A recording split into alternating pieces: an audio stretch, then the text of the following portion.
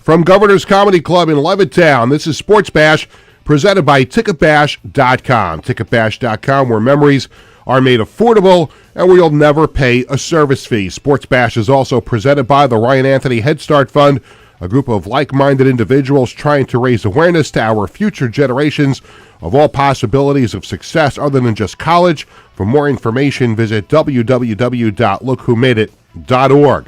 Sports Bash is also brought to you by the Embassy Diner, located at 4280 Hempstead Turnpike in Bethpage. Every customer is considered family at the Embassy Diner. Mention Sports Bash and get a free dessert with your meal.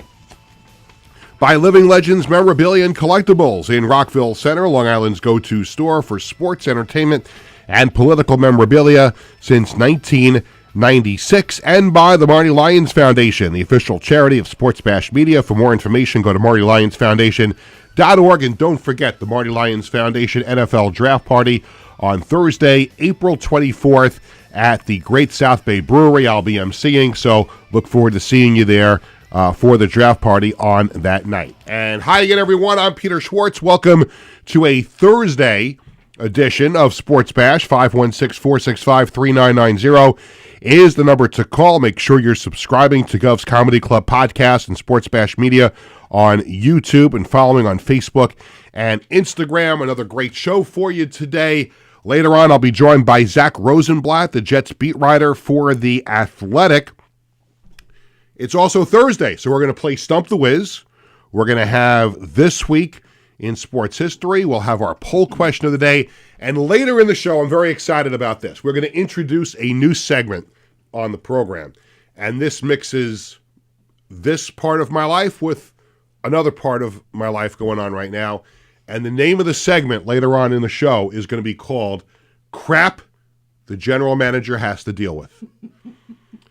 I mentioned it to Tony before the show, Tony Walker, who's running the board and everything, and mentioned it to Wiz, who's here for Stump the Wiz later on, and they both seem to be amused by it. I thought you were joking. No, I'm not joking. You didn't think I really did. You thought I was joking. No, this is a real segment coming up. I don't have a graphic for it. Maybe we can come up with a graphic. Wiz, that could be your homework assignment for during the week. Maybe you can come up with a graphic, crap the GM has to deal with. That is a real segment, and it's coming up later on in the show. So stay tuned for that. And Zach Rosenblatt, a lot of stuff going on with the Jets, and I can't wait to talk to Zach about that coming up at around 1:20. There's so much stuff to talk about in sports. The Big East tournament is underway. Let's take a real quick look. Let's see how St. John's, because I'm trying to understand why. Now, St. John's is crushing Butler at halftime, 37-26. So St. John's is the number one seed in the Big East tournament, and they're playing at noon? Like, shouldn't they be playing at prime time tonight? And listen, it's Madison Square Garden hosts the tournament every single year, and St. John's, I get it. You don't want to make it too big of a deal that they play their home games at Madison Square Garden.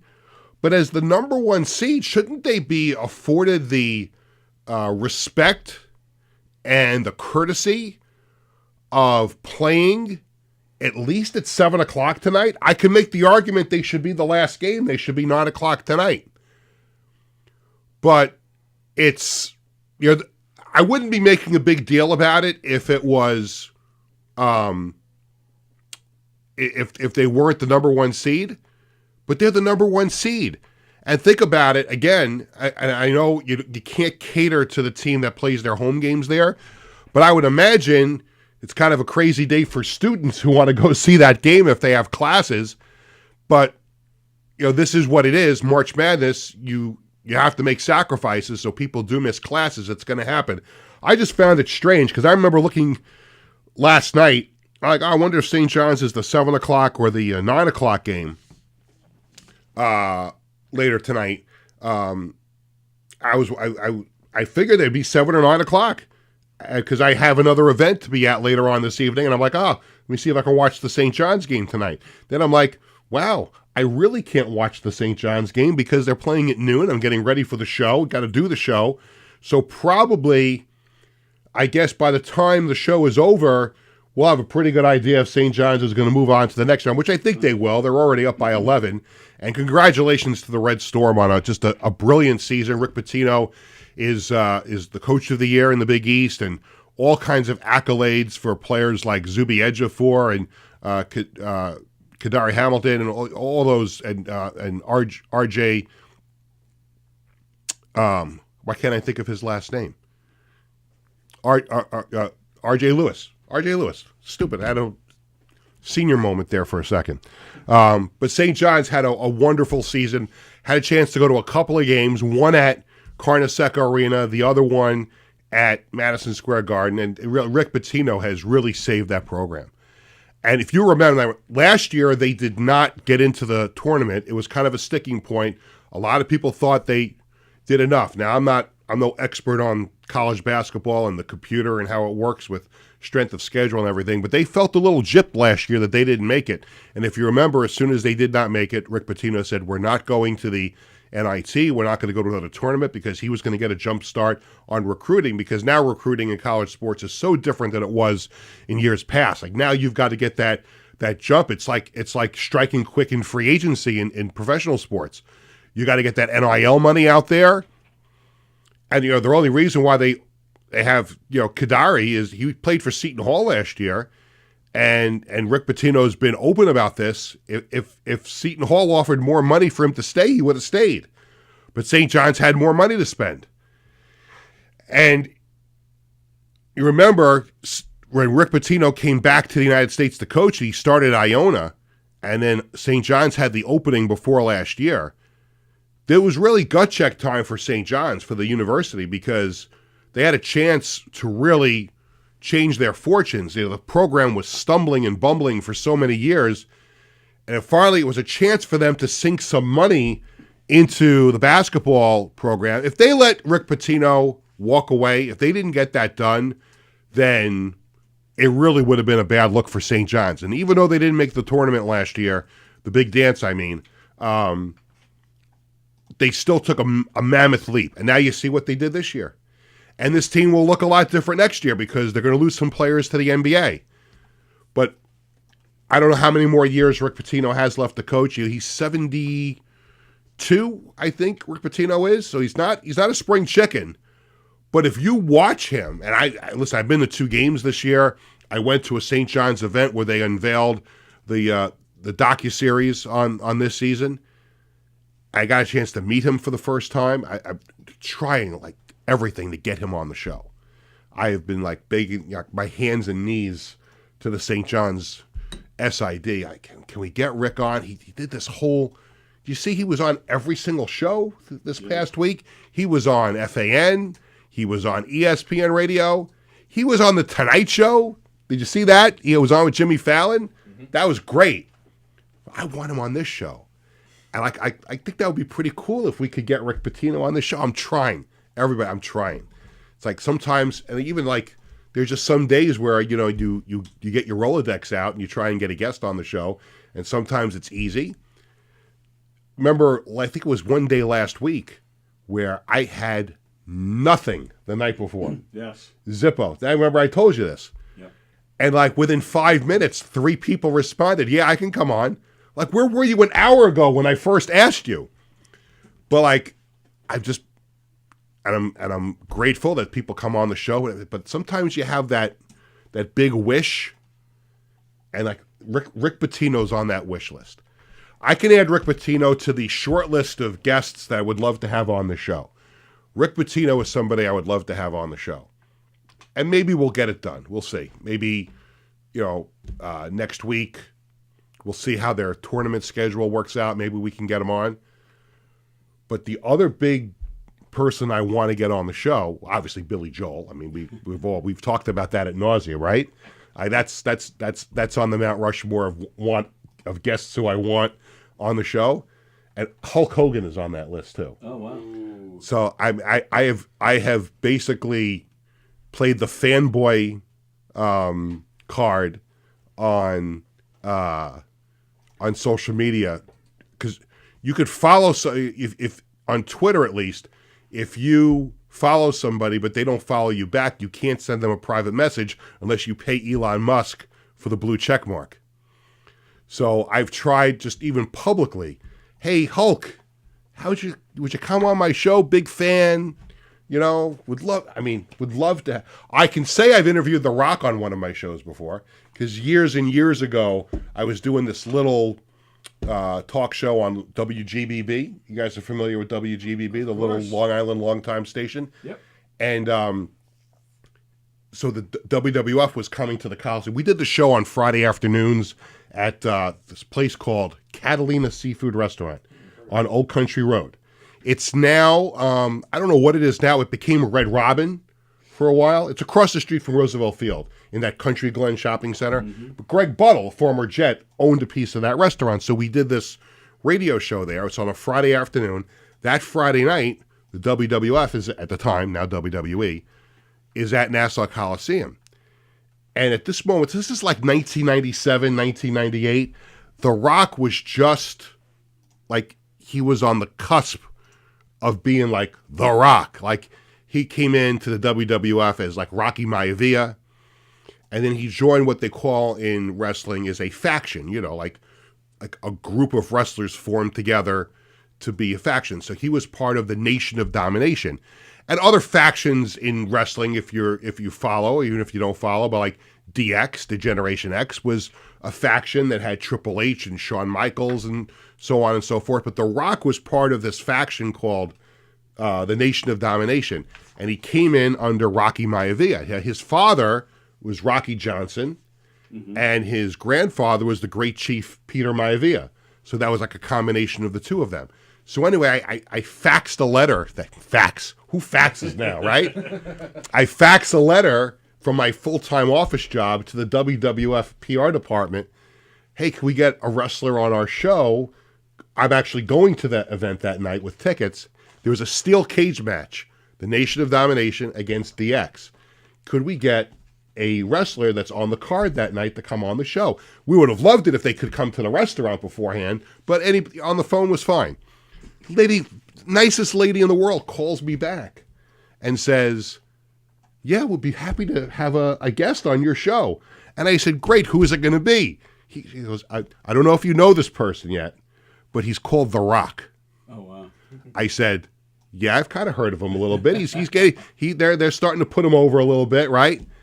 And we had The Rock on the show, and the guy who I did the show with hated wrestling. Oh, wow. And was so antagonistic, because I played the straight man role, and this guy, all he did was antagonize Dwayne Johnson. Nobody knew who his real name was at the time, even though he was a former player at the University of Miami. Like, he was, how do you feel about all these exposés coming out about how wrestling is fake and everything you do is phony? The Rock handled it so well. There's nothing phony about The Rock. There's nothing fake about The Rock. What The Rock's going to do is he's going to come down there and lay the smack down on your candy ass. And then it was funny because he handled it so well. Obviously, they're well schooled on how to handle those kind of questions.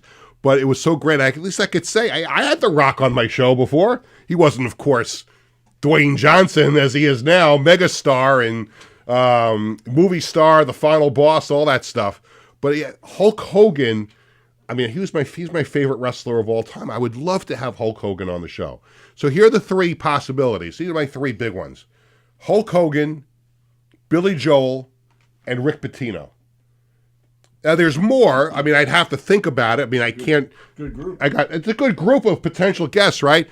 Who do we think of those three would be the most likely to come on the show? I think Pitino. Pitino? I think it would be Pitino. I think I have a great relationship with St. John's. And if I have to really, I've already promised, look, Ed Cole, who's the athletic director at St. John's, he's done so much for me and my family. He always hooks us up with tickets, and he came on the old show. Remember, he came on the old show a couple times. One when he was with Fordham, the other one when he got the job at St. John's. I've already promised him a Dragon sweatshirt. Like, he congratulated me when I got the job. So we got to get him a sweatshirt, but he's got to. We got to figure out. So St. John's will, if they get to the Big East final, which they should, that'll be Saturday night. And And then, of course, March Madness won't start until the following Thursday or Friday. So my goal is I'm going to wait till Saturday, see what St. John's does, and then full court press on Sunday and Monday. Now, if I have to drive to Jamaica, to Queens, and go do the interview, like if he can't do it like Tuesday at 1 o'clock live or at 1:20, whatever it is, I'm going to hire Tony. Tony will drive me to Queens, and we'll do the interview. You'll record the interview, right? Whatever time it is, and then we'll play it back on the show on Tuesday. Sounds good. Okay? Tony, you okay with being the chauffeur? Absolutely. Okay? That means you have to get somebody to possibly to do your show for you on Monday.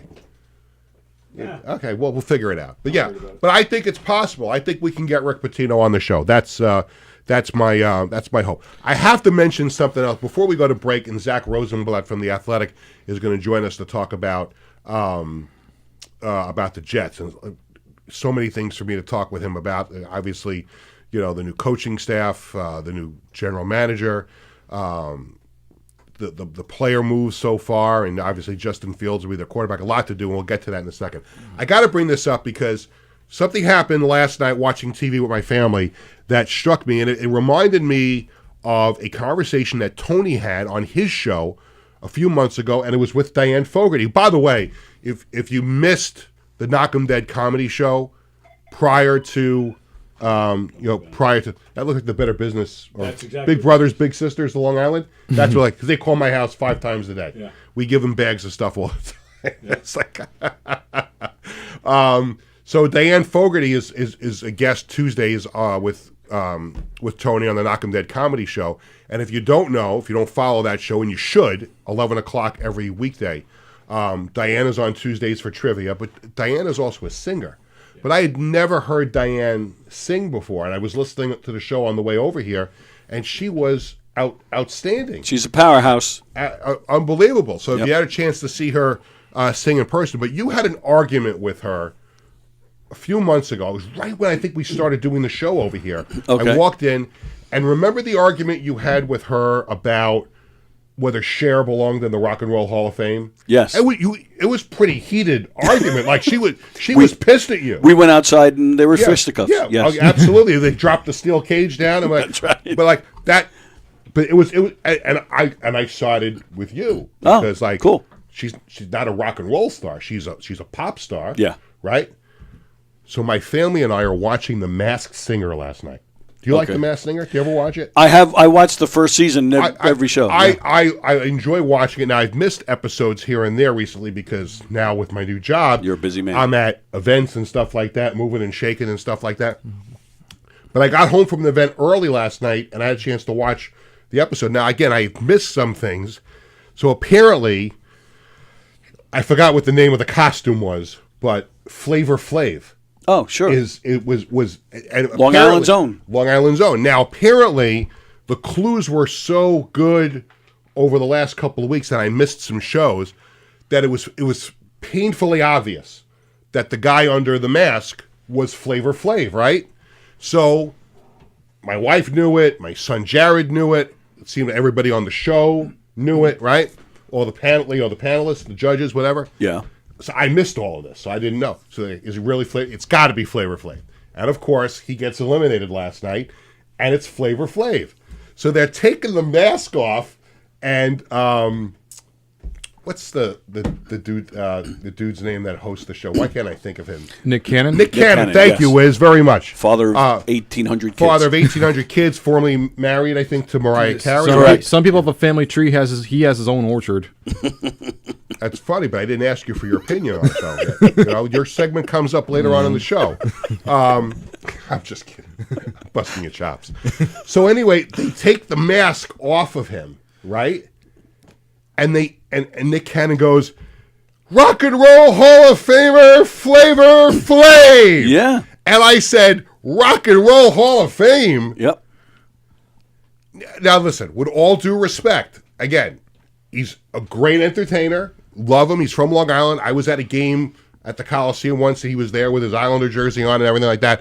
I have no problem with Flavor Flav. Sure. I've heard some of his music. Again, It's not my cup of tea. It's not what I have on my iPod. It's not what if I'm driving, 55 miles an hour on the Southern State or the LIE. It's not what I'm listening to in the car.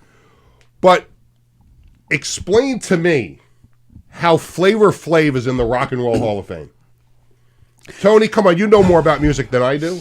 Explain to me, because to me it's in the same conversation as Cher. Yes. Cher doesn't belong in the Rock and Roll Hall of Fame. When I see people like Cher and Flavor Flav and even Madonna get into the Rock and Roll Hall of Fame, I just assume it's like just an attitude. So let's change the name of the Hall of Fame. Is it the Pop Music Hall of Fame? Is it the I once wrote a song Hall of Fame? I perform in front of sold out crowds Hall of Fame. Like Flavor Flav is not a rock and roll star. Neither is Cher. Agree. Right, and no disrespect to them. I love Cher. They're good at what they do. Listen. We were getting ready to unveil the name of the Dragons team, and I was thinking of music to use in our video that day at the show. We wound up going with the Back to the Future theme, Back in Time. Yeah. I thought about using Turn Back Time. Sure. I love Cher. Yep. But explain to me as we are getting ready to go to break, but if Zach calls in, we'll probably blow off the break if he calls in at some point. I'm just going to double check with him. But as you explain to me why he's in there, I'm gonna text Zach Rosenblatt. I wish I had an explanation. My thing is, if you're going to throw them in, fine, because again, they do what they do what they do well. So fine, throw them in, but there are people that should be in there before them. Yeah, people like Joe Cocker, people like Steve Winwood are not in the Rock and Roll Hall of Fame, which is a travesty. That's how I see it. Right. So fine, throw Cher in, throw Flavor Flav in, but these guys should be in before them. The band Bad Company, they were finally nominated this year, first time they were ever nominated. How is that? That's just wrong. That's wrong. I don't get it. But listen, Zach said he's going to check in a minute. Okay. Let's go to break. When we come back, Zach Rosenblatt. Maybe later in the show I'll cry more about Flavor Flav in the Rock and Roll Hall of Fame. We'll get to that. But Zach Rosenblatt from The Athletic will join us when we come back right after this. Hi, I'm Peter Schwartz. And I'm Vinny Tickets. We want to take a moment to talk about our fantastic sponsor, the Embassy Diner. Embassy Diner has been a beloved staple in the restaurant industry for over 50 years. And the great thing about it is when you walk through the door, you're not a customer, you are family. Every visit promises to be filled with warmth, love, and respect. And here's an extra treat. If you mention Sports Bash during your visit, you enjoy a free dessert on the Embassy Diner. Come on down to the Embassy Diner, where great food and great company are always on the menu. Visit the Embassy Diner, located at 4280 Hempstead Turnpike in Bethpage. Living Legends Memorabilia and Collectibles is the best place to find autographed entertainment and sports memorabilia. We guarantee the authenticity of each and every item in our shop to provide you with quality collectibles anytime you browse our inventory. Our memorabilia includes autographed photos, sports equipment, jerseys, hats, and other paraphernalia from current athletes and legendary sports stars. If you prefer the entertainment industry, we have signed posters, albums, and photographs from classic movie stars and today's celebrities. To give back to our community, we participate in fundraising auctions for local charities. Call us today to request a specific autograph, find a special gift for someone else, or schedule an event. Living Legends Memorabilia and Collectibles.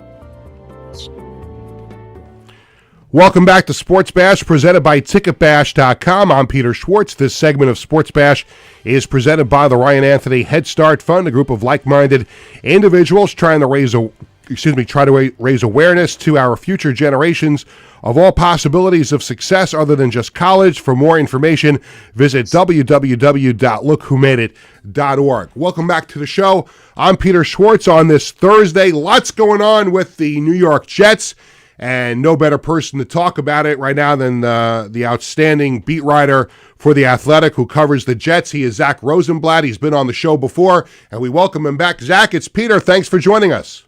Yeah, good to see you, Peter. How you doing? Doing great. Thank you for spending part of your Thursday with us. So it's been a few days since the start of free agency, and the Jets have been busy. Perhaps the most notable thing was Justin Fields being signed as their quarterback. From the first 3 days plus of what the Jets have done in free agency and making deals, what kind of a grade do you give them? What do you think of what the Jets have done so far? It's hard to grade them because I don't think they're done. But if I was giving them a grade, I'd probably go like B minus. Like I don't think they haven't done anything to I think some fans have been annoyed because they haven't gone at the top of free agency or they were slow to move or whatever. But I actually respect that they've been patient. They haven't forced it. They know where they're at as a team.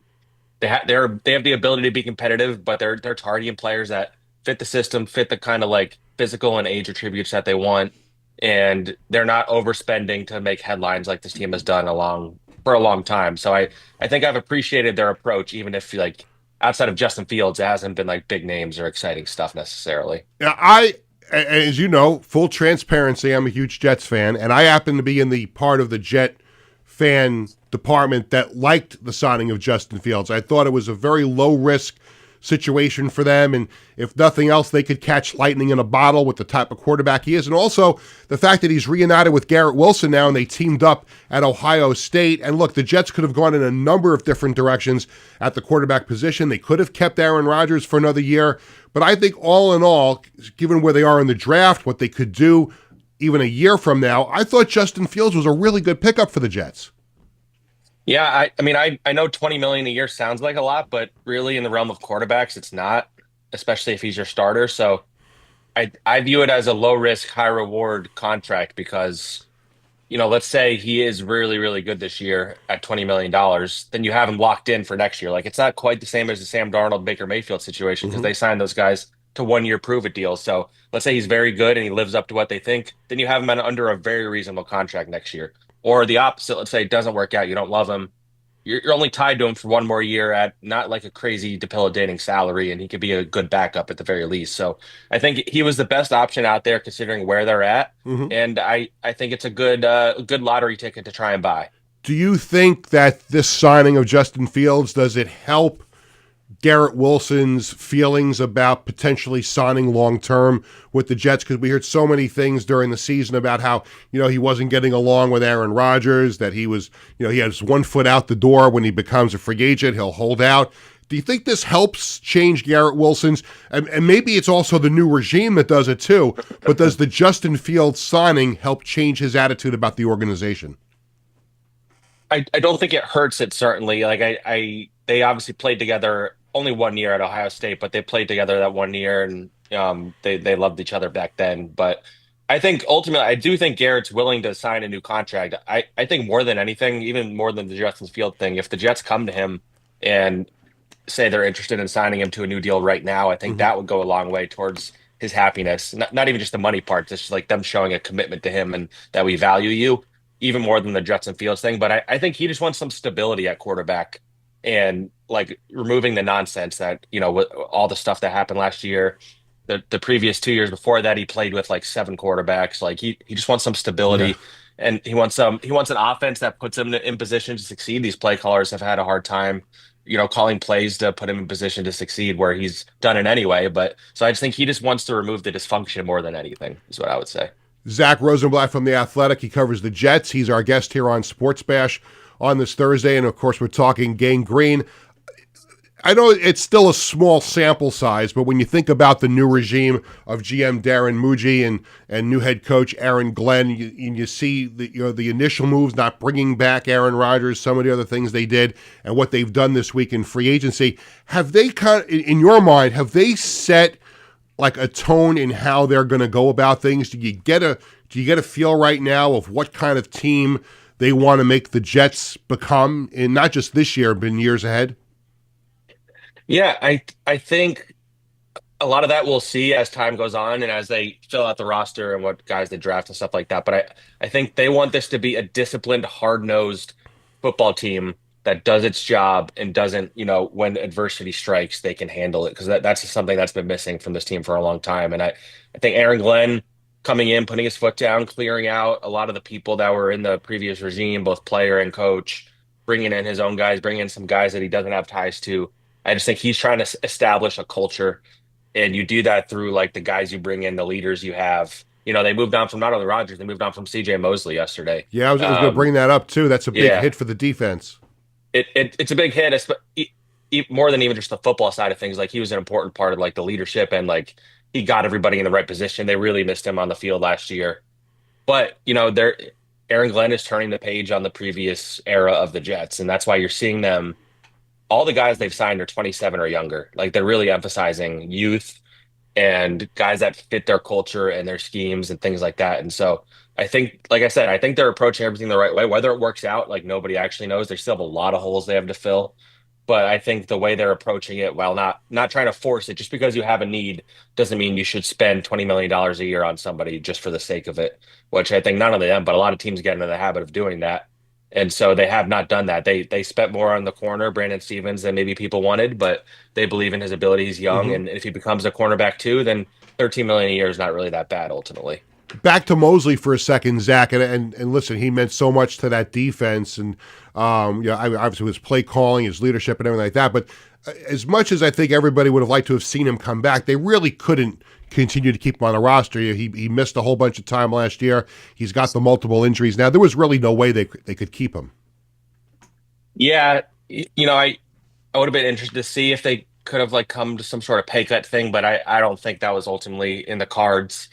And he's still deciding if he wants to play. Like, I haven't heard definitively if he wants to play. I know he's become like a restaurateur in New York. He like opened like a French restaurant with somebody. So I don't know if he's thinking about life after football or not. I'll say, like, he's one of the more professional, honest guys I've covered. Like, you could ask him anything, he'll give you his honest answer and opinion. I think he was respected by everybody in that building, top to bottom. And considering how his career with the Jets started, where first he gets hurt most of his first year, then he sits out the COVID year, the way he became like not only a fan favorite, but a locker room favorite and an all-pro, like, it wound up working out. When he was signed, people were pretty mad about it because of the money they gave him. But I think it's hard to look back at his career as anything other than positive, in my opinion. It's not very often, Zach, that a coach or even a manager in baseball gets to, when they become the coach and the manager of a team that they play for. It's not very often you play for a team and then you wind up being the head coach or the manager of a team. And I think of some other examples in New York. Obviously, Aaron Boone right now is the Yankee manager. He played for the Yankees. And you think back, Bucky Dent, did the same thing. It's not very often. I remember Magic Johnson when he came back and coached the Lakers. It's sometimes it could be an easy thing to do and sometimes it could be difficult. For Aaron Glenn, the only thing I worried about is that he was such a good Jet while he was a Jet cornerback and all-pro and all that stuff. You worry about, though, when he comes back and now he's the head coach of a team that's clearly had their issues trying to win over the years. And the last thing you want to see happen to Aaron Glenn is have him go from being a fan favorite when he was here to now he's the head coach of a team that's got so many problems that you wonder if even he, with his resume of being an assistant coach, you wonder if that will hurt him somewhere down the road. From what you've gathered in speaking to him so far, first of all, how excited he is to be the coach of the Jets, and is there any reason to worry that a guy who played for this team is now the head coach of this team? I wouldn't say there's concern. What I would say is he's coming into this situation at a time when I think Jets fans are at their angriest and most tired of waiting. Zach, that's the understatement of the year. but that's so, like, we're talking earlier about like how I like their patient approach. Yeah. I don't think they're trying to win a Super Bowl this year. I don't know if fans will be happy if they have a bad record this year, even if they're competitive. Like, they've been waiting 14 years for a playoff contender. They've gone through so many different iterations of rebuilding and retooling and all that stuff. So the only thing I worry about is that all the goodwill that he has just from being a Jets legend, will it evaporate if they start 0-4 or something like that? Like, and how he handles that and all that kind of stuff. Like, that would be a real test for him. But I think otherwise it's been nothing but positive reviews so far. I think in the building, he's really, been the new sheriff in town type of guy. They're not really leaking stuff. I think they've done a really good job of keeping information in-house, which is, as a reporter, I accept the information when it comes to me, but like, it's not a good thing for an organization when things are leaking out the way they were before. So I think so far, everything has been good, but when adversity strikes, how he and the team handle himself will be the real test. And Zach, to your point, and obviously it's a great thing, and that was one thing that Aaron Rodgers couldn't stand was the leaks. And some people seem to think that maybe he was the root of some of those leaks, but that's a story for another day. He's not here anymore. But when you talk about the angriest that Jet fans have been in a long time, I think a lot of that anger is directed at the owner, Woody Johnson. And this has been an ongoing thing during his era and his run as Jets owner. Now, there have been some great moments. There have been trips to the AFC Championship game. There have been playoff appearances along the way. So it's not all been bad. But a lot of the venom from the Jet fans are always pointed at Woody Johnson. And a lot of that has to do with the fact that he interferes and he gets involved in player personnel and he gets involved in the front office. And there seems to be this feeling now that maybe, this new regime has gotten into his ear, that maybe Mike Tannenbaum, who helped lead the search for the new regime, got into his ear and said, you can't do this anymore. Do you get that same feeling that maybe Woody Johnson has finally decided, hey, I'm going to let the football people do the football thing, and I'll just sit in my suite and root the team on? Do you get that feeling at all now? I do. At least in the very early stages, he's let them do their thing. The kids are not involved.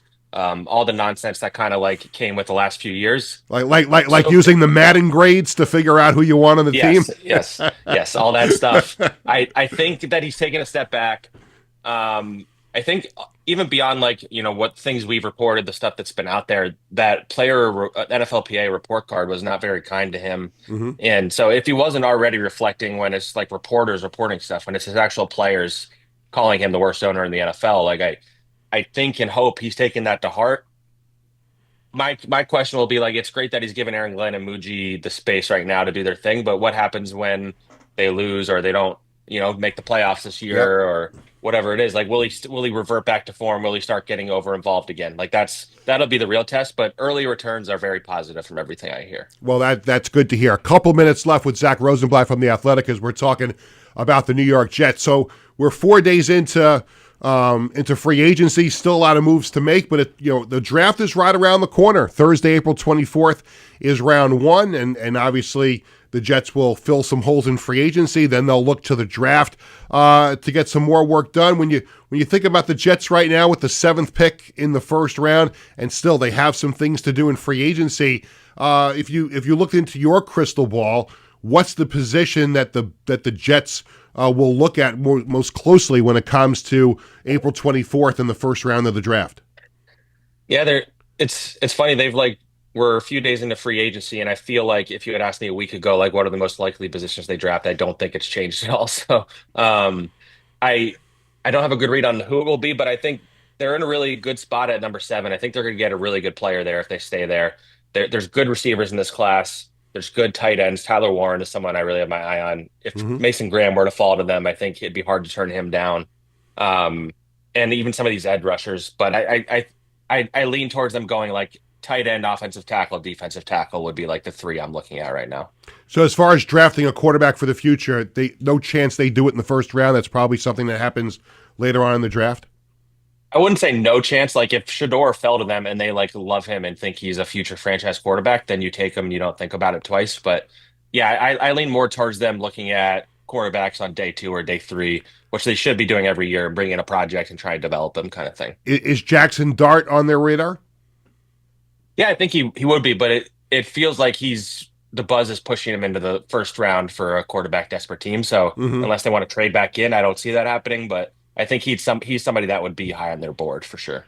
Zach, I can't thank you enough at the last minute for taking some time to join me. It was great stuff, and hopefully we'll have you on again as the offseason moves on, as we get towards minicamp and training camp. Enjoy. Have a good time covering the rest of free agency, and we'll talk again soon. All right, sounds good, man. Have a great rest of your day. You too. Thanks. Zach Rosenblatt from The Athletic. He covers the New York Jets. So when we come back, we will play Stump the Wiz. We will check out this week in sports history, the Sports Bash Media poll question of the day, and of course, the debut of our new feature here on the show. It's called Crap the General Manager Has to Deal With, and that's coming up when we come back right after this. In 1982, the Marty Lyons Foundation began with a single heartfelt mission: to bring moments of joy and hope to critically ill children by granting wishes that make their dreams come true. Since that day, we have touched the lives of over 8,500 families, raising over $43 million to grant wishes that offer a beacon of light in their darkest times.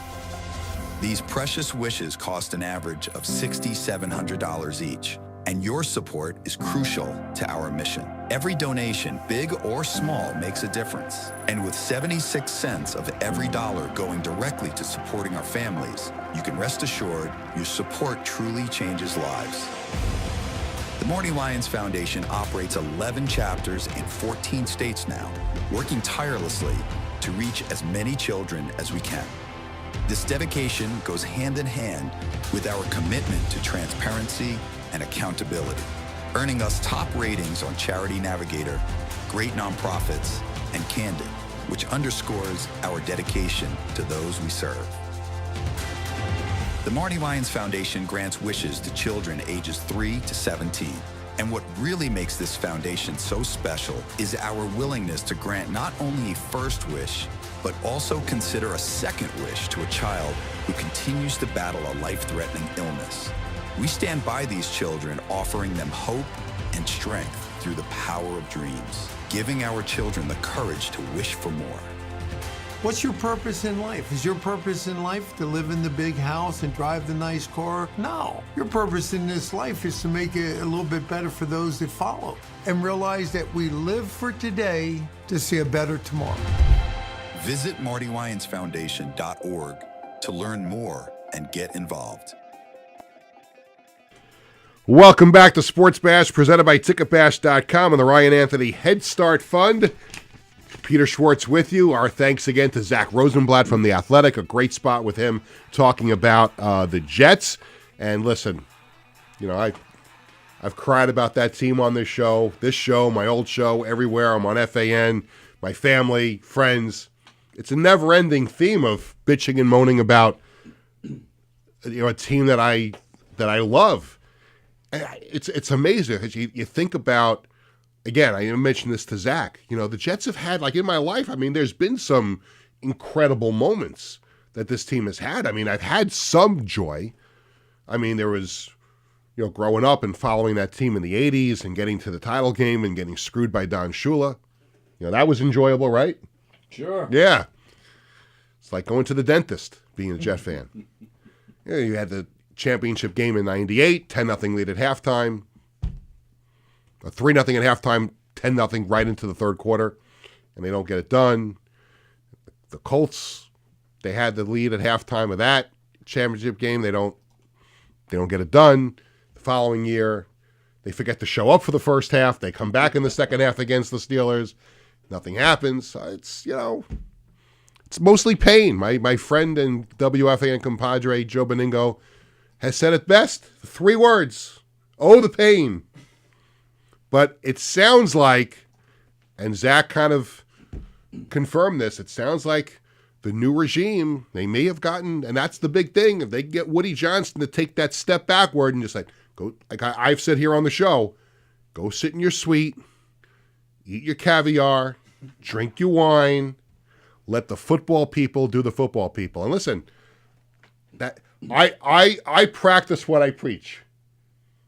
I hired a head coach for the Dragons, and the head coach, who we're going to announce on March 25th, the roster's yours, man. Go. If you want an opinion, I'll give you an opinion, but you're the football coach. You go get the players. I'll support you on everything. I'm gonna go sell some more season tickets. I'm gonna go talk to some more companies about corporate partnerships, all that stuff, youth football teams, all that stuff. And that's what Woody Johnson's got to do. Let the GM and the coach do their job. And if that happens, I think we're finally on the right track. Who is ready to play Stump the Wiz? Tony, are you ready to play Stump the Wiz? I'm ready, Peter. Wiz, are you ready to play Stump the Wiz? I was born ready. Well, not only are we going to play Stump the Wiz, we're going to do it twice. We've got 2 installments of it today. Even better. Yes. Twice the fun. Yes, and I have to get out of here on time today, so let's get right into it. All right, then. It's time to play Stump the Wiz. DM your best sports trivia question to Sports Bash Media social media channels. If we pick your question and you stump the Wiz, you win a prize. So We have two versions of this today. Okay. Or two editions of it. The first one, Leslie Jablonski from Mineola has a chance to win 2 tickets to a mutually agreed upon Jets or Giants game in 2025, courtesy of ticketbash.com. Okay. You're not going to see this on your thing. I wrote it in. It was a last second edition, right? You ready to go? All right. This is how we play. If you're new to the show, Wiz gets 2 minutes on the clock. If he gets the question correct, the contestant does not win anything other than a nice pat on the back from us. If they stump the Wiz, they'll get the 2 tickets to either a Jets or a Giants game, depending on who they root for. If they don't root for the Jets or Giants, I'm sorry, I can't help you. Is he getting 2 minutes for each question today? He's going to get 2 minutes for each question. Okay. It's two separate editions of the show. Got it. Okay? So here we go. First question, first edition. This is for Leslie Jablonski of Mineola. There were 5 teams who participated in conference championship games in the NFL in the 80s, 90s, 2000s, and 2010s. So in each of those decades, there were 5 teams that were in a conference championship in each of those decades. Do you understand the question? Okay. So 5 teams played in a conference championship game in each of the 80s, 90s, 2000s, and 2010s. 2 minutes on the clock, and away we go. Patriots. Patriots is 1. Broncos. Broncos is 2. Steelers. Steelers is 3. Rams. Rams is incorrect. 80s, 90s, 2000s, and 2010s. You sure? Because they had the one. I'm telling. They had the one against the Niners in the 80s. They also were against. Don't argue with me. I have the names of the teams here. Oh, I'm telling you, the Rams were on. Okay, well, the Rams are not on my list, so I'm sorry, they're not one of the 5 teams here. Huh. It's odd. I mean, if you want to file a complaint to the complaint department, do it after the show. Come up with 2 more names. Wasn't the Niners because they didn't do the 2000s. No, I thought it was the Niners. It wasn't them. No. Wasn't the Packers either. No, it was not. How much time do we have left? We have a minute left. A minute left to Vikings. go. The Vikings is incorrect. Sure, they had one in the 80s. You're arguing with me. It's not on the list. Again, file a complaint after the show. Okay. Wasn't the Eagles? No, it was not. It was the Giants? It was the Giants. Yes, that's number 4. Giants is 1. 45 seconds. 45 seconds to go. Trying to think what other teams. What do we got here? We have Bears. 35 seconds. The Bears is incorrect. not the Don't Bears. tell me, They are didn't you do- sure? They I'll didn't break do your... the 90s. They didn't, obviously not the Cardinals. No. 25 seconds. 25 seconds to go. Trying to think of other ones. You got the Giants, you got the Patriots, you got the Broncos, you got the Steelers. I don't think the Colts. 15 seconds. That's not the answer. Yeah, it's not the Colts either. 15 seconds. Not the Titans? No. Or maybe like they were the Oilers. I know that they had won the 90s. No. 5 seconds. 5 seconds to go. Oh. And that's it. That's it. Leslie Jablonski from Mineola, you are going. I don't know if you're a Jet fan or a Giant fan, but 2 tickets to see the Jets or a Giants game at MetLife Stadium, courtesy of ticketbash.com. What team do I root for? The Jets? That's the correct answer. That was the 5th one. Oh, yeah, right. Ironically, I couldn't believe it, actually, but yeah. Like the 80s, they snuck the 90s. in there. They snuck in there with 2009 and 2010. Yeah, they and did. There's. I was saying the other ones, too, because, while it's not listed there, the Vikings did play against the Redskins in the 80s, then against the Falcons in the 90s, and then against the Saints in 2009, and then against the Eagles in 2017. Yep. And so that's another team. All right, we have to move on to the second question now. Okay, I then. told you I have to get out of here on time. Okay. Ready for question number 2? Mm-hmm. Okay, this contestant is Steven Sanchez from Bethpage. Okay. And the prize for Steven, if he stumps you, just like Leslie did, 2 tickets to a mutually agreed upon Mets or Yankees game. Okay. This season, courtesy of ticketbash.com. Here is the question. I think you're going to get this. Listen, I don't think you could say it fast enough to have record time. What did he get last time? 2 seconds? 3 seconds? 2 seconds. Right? Yeah, 2 seconds. The answer would be too long for you to get it in a record time. But regardless, I think it's going to be very, very quick. I'd be shocked if you didn't get this. Okay. Steven Sanchez wants to know, what does ESPN stand for? What does ESPN stand for? Do you know the answer to that question, Tony? Sure. Yeah, because you looked at it on the script. Why do I even bother asking that question every week? I give him the script. He's following along, and I'm like an idiot. I ask him. Okay, what does ESPN stand for? We have 2 minutes on the clock, and away we go. Entertainment and Sports Programming Network. There you go. Boom. Nice. Sorry. Took him 1 second, by the way. 1 second? Took him 1 second to get that. There you go. Good job. I had the confidence you were going to get that one. Yeah, Entertainment and Sports Programming Network. Yeah. I actually spoke to the founder a while back. I forget his name. He was like in his 80s now. I don't know who that is. Name escapes me, but he was a great man. Well, the Jets escaped you on the first question, so you didn't get the answer to that one. Well, I still got the answer that wasn't listed. I want you to file a complaint in writing next week, okay? File a complaint in writing, show me proof. But still, I'm sending Leslie Jablonski of Mineola. Oh, it's fine. Yeah. No, it's fine. If you feel that strongly that we did you wrong, then file a complaint, and then we'll see. Maybe we'll come up with something for you next week. Okay. But I don't want to hear about it. Don't text me during the week.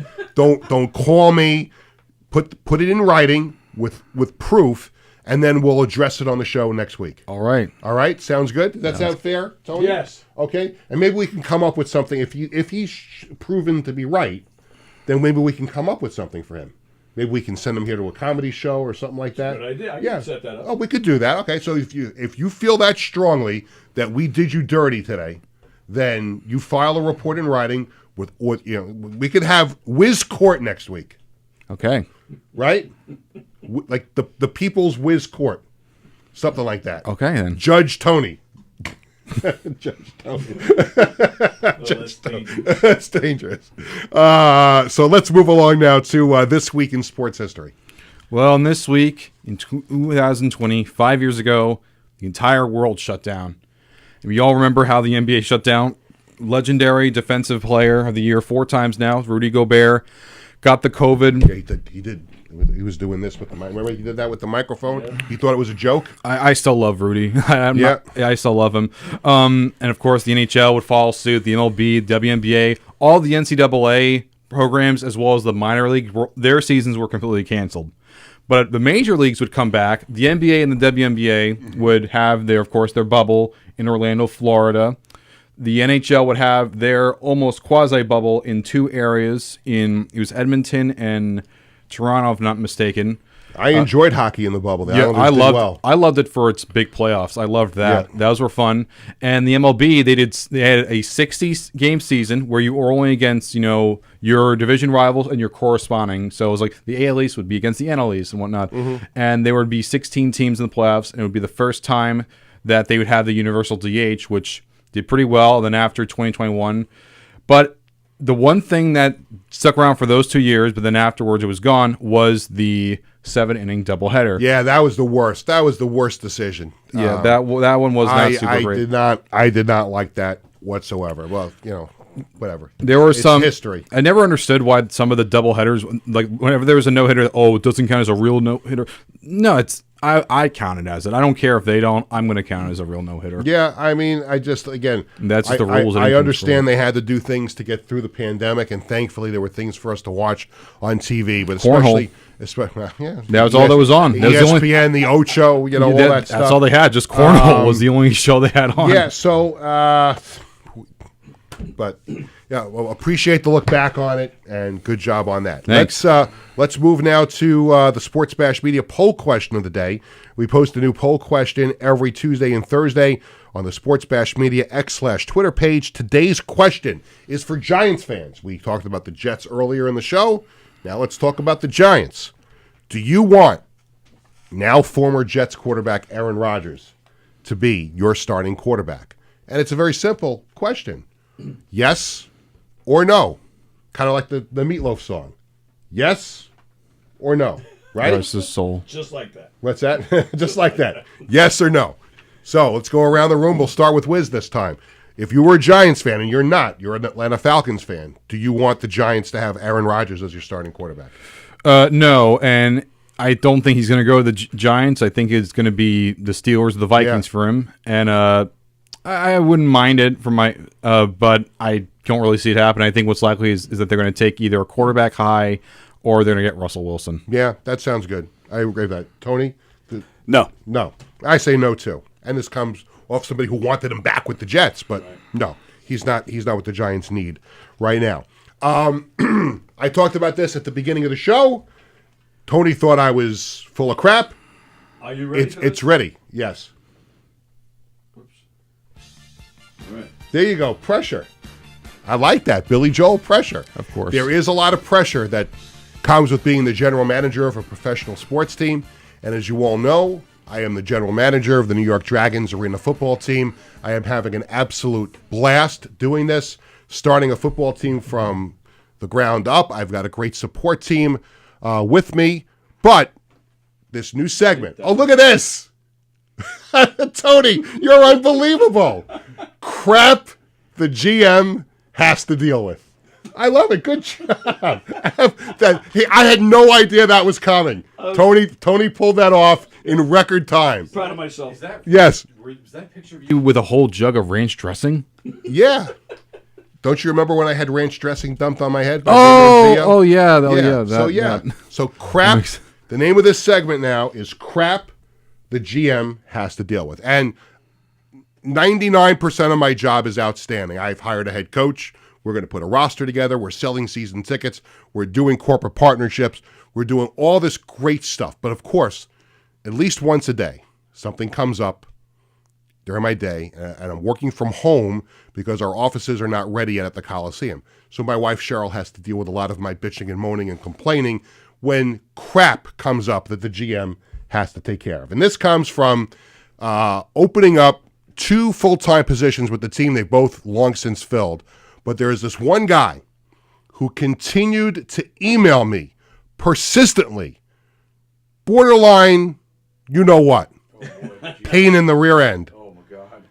So this guy has been sending me emails, and here's one of them. I'm not going to mention the guy's name, but here's one of them. Hi, Peter. That's me. I'm the best there is. Now, who does he think he is? Bret Hart? The best there is, the best there was, the best there ever will be? No, he's Wolverine. Well, whatever. Hi, Peter. I'm the best there is. I have an extensive, successful background with over 20 years of sales and sales management. I'd love to learn about the position that doesn't exist, as well as the compensation associated to it. I'm high energy and have a passion for success. I look forward to hearing from you. Now, I had written him back a couple of times to say, we don't have anything now. He wrote me back, and then he writes me yesterday, or 2 days ago. Hi, Peter. I'm just checking in. I have not heard back, yada, yada, yada. I've hired, I've fired, I've trained. Again, his whole resume that he had addressed, in previous emails. And so I write him back, hello, whatever his name is.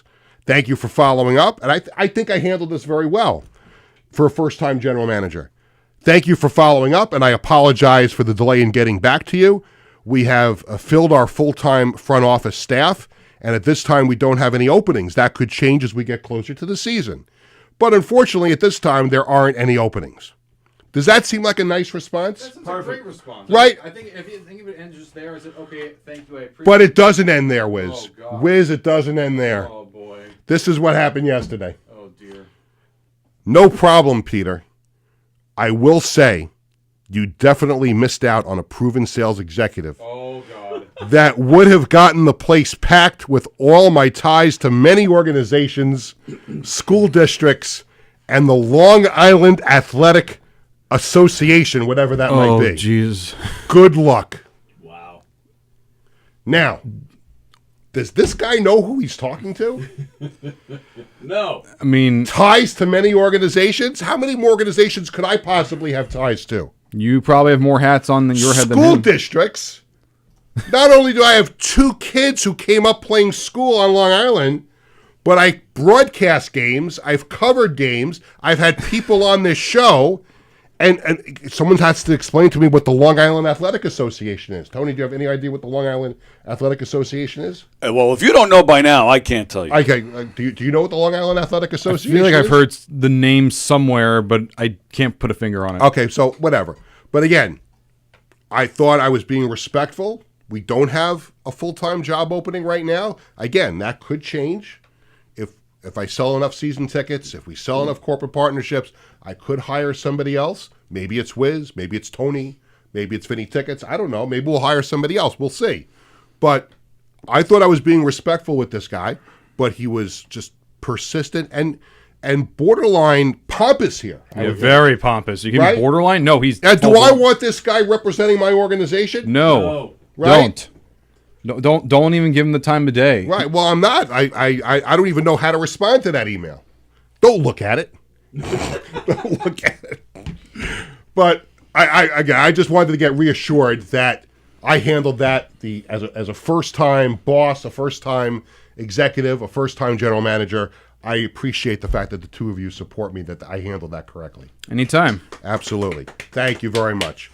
See, now that's where you could have had the applause meter up there too. You could have, but I can't knock you because of the graphic you came up with at the last second. I have an appointment at 2:15 that I have to get to, so let me just tell everybody, Tuesday, March 25th, I am going to be very, very happy to introduce the new, I have to take a second to think about this. If the Dragons existed before in a previous league and we had 3 head coaches, and now we're back in a new league, it's kind of a new beginning. Do I call this guy the new head coach of the Dragons? Is it the first head coach of this current Dragons? Or do I just say, like, the next head coach of the Dragons? Like, how do I phrase this? Oh, that's interesting. It's an interesting call. Like, what do I do? I got an idea. The first head coach of this new incarnation of the New York Dragons. Hey, see, there we go. Wiz, great job on that. The first head coach of the new incarnation of the New York Dragons will be introduced at 11 o'clock in the morning on Tuesday, March 25th. We may have to talk about rescheduling Sports Bash that Tuesday. Okay. We have to talk about it. We'll see what happens. Sure. We may have to move it later in the day because I don't think I'd get here in time from the announcement, so that's a possibility. And again, as I mentioned at the beginning, Thursday, April 24th, the Marty Lions Foundation 5th Annual NFL Draft Party at Great South Bay Brewery in Bayshore. Go on the Marty Lions Foundation website, get your tickets. It's a great event. We're going to have a lot of fun, former NFL players, some food, raffle prizes. Just it's 3 hours of just it. It is one of the coolest events that I'm part of. I'm honored to be the MC of it, so I am looking forward to doing that again. And we'll see. Maybe there's some surprises there that night as well. That will do it for this edition of Sports Bash, presented by TicketBash.com and Ryan Anthony Head Start program. Thanks to my guest, Zach Rosenblatt from The Athletic. Enjoyed talking Jets with him. Thanks to Tony Walker, everyone here at Governor's Comedy Club. Thanks to Wiz for a double dose of Stump the Wiz today and this week in sports history. Sports Bash is presented by TicketBash.com and the Ryan Anthony Head Start Fund. Sports Bash is sponsored by the Embassy Diner in Bethpage, by Living Legends Memorabilia in Rockville Center, and by the Marty Lions Foundation. For our entire crew, this is Peter Schwartz saying thank you for watching. Sports Bash is back on Tuesday at 1 o'clock. Have a great weekend, everyone.